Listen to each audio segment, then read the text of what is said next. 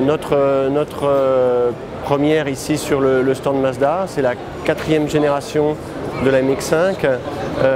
La première était sortie en 89 et aujourd'hui, 940 000 exemplaires plus tard, cette génération arrive. Elle a gardé l'identité de la première génération et la même architecture technique avec un moteur central avant propulsion qui a fait aussi le secret parce que c'est un gage d'agrément de conduite, mais une voiture un petit peu plus courte qui a été raccourcie notamment sur l'arrière, un porte-à-faux arrière plus court qui là aussi est un gage d'une meilleure compacité et d'un agrément de conduite encore amélioré. Des moteurs Skyactiv qui sont la nouvelle génération de moteurs chez Mazda avec toujours l'agrément en ligne de mire mais en préservant les consommations et les émissions polluantes. Ce qui fait que cette voiture qui a été légèrement abaissée par rapport à la génération précédente et réduite également en termes de poids puisqu'on est à 100 kg de moins, va permettre de perpétuer la tradition du Roadster MX-5 chez Mazda. C'est un véritable succès à la MX-5, vous l'avez dit, quasiment 1 million d'exemplaires. Ça reprend un peu, je trouve, moi, la philosophie des roadsters anglais. Oui. Avec la fiabilité en plus, on va dire. Complètement. En fait, à l'époque, à la fin des années 80, effectivement, l'industrie automobile avait connu certains petits roadsters anglais qui étaient très populaires, les Triumph Spitfire et MGB et tant d'autres. Et effectivement, pour beaucoup, cette voiture offrait l'agrément, le plaisir, mais manquait la fiabilité. Et les Japonais, à l'instigation d'un journaliste américain du nom de Bob Hall, ont conçu cette voiture pour redonner vie à ce concept du petit roadster abordable, plaisant à conduire. Donc on va peut-être s'arrêter un petit peu sur cette génération. Moi, ce que je trouvais qui était bien dans les précédentes, c'était un petit peu la bonhomie. Oui.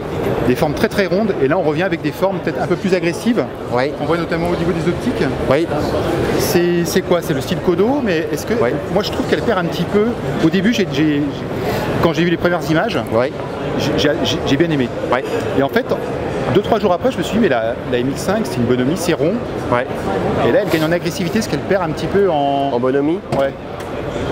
Après, c'est alors. C'est une interprétation, hein. Oui, non, bien sûr. Est-ce que c'est un changement de philosophie ou... Alors, je pense pas que ce soit un changement de philosophie. C'est véritablement un axe qu'on a voulu donner au design chez Mazda depuis 3 ans. Effectivement, c'est empreint du Kodo Design qui est l'âme du mouvement. Il y a une vraie volonté de donner cette impression de mouvement même à l'arrêt. On s'inspire beaucoup de certains animaux et en particulier de certains félins. Et donc c'est sans doute aussi pour cela que vous avez le sentiment que cette voiture est moins ronde que les générations précédentes, plus musculeuse. Mais c'est aussi cette volonté de lui donner un caractère plus dynamique, avec une calandre qui est plus reconnaissable et qu'on a aussi sur les générations que nous avons lancées depuis le CX-5, donc, qui est notre crossover depuis 3 ans, la Mazda 6, la Mazda 3, et on retrouve cette philosophie, ce style, notamment sur la face avant. Donc vous n'avez pas encore communiqué sur la puissance des moteurs? Non. Ce sera courant...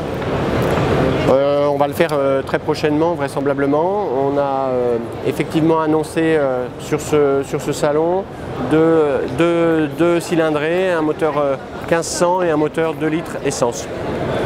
Autre nouveauté, en fait avant il y avait une version hardtop. Oui.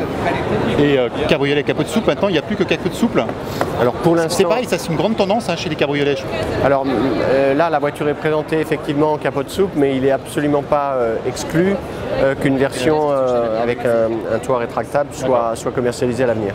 Et au niveau du tarif c'est pareil, vous n'avez rien? Et au niveau du tarif pour l'instant il est trop tôt effectivement, mais il n'y aura pas de changements radicaux par rapport à la philosophie rapport prix-prestation que nous avions sur la précédente génération. D'accord. Et c'est pareil au niveau des feux arrière, ça fait très italien je trouve. Alors après le design c'est toujours une histoire de perception forcément. Et d'interprétation.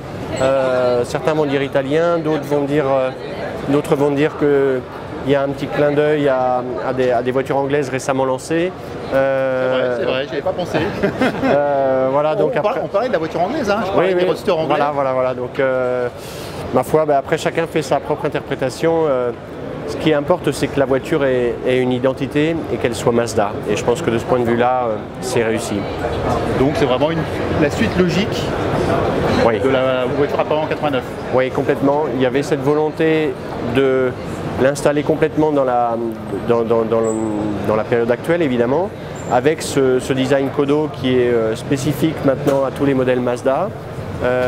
Mais il y avait également cette volonté de conserver quelque chose de proche en termes de philosophie des origines de la voiture. Et je pense que quand on met les 4 générations les unes à côté des autres, ou la première génération et celle-ci, il y a vraiment une filiation.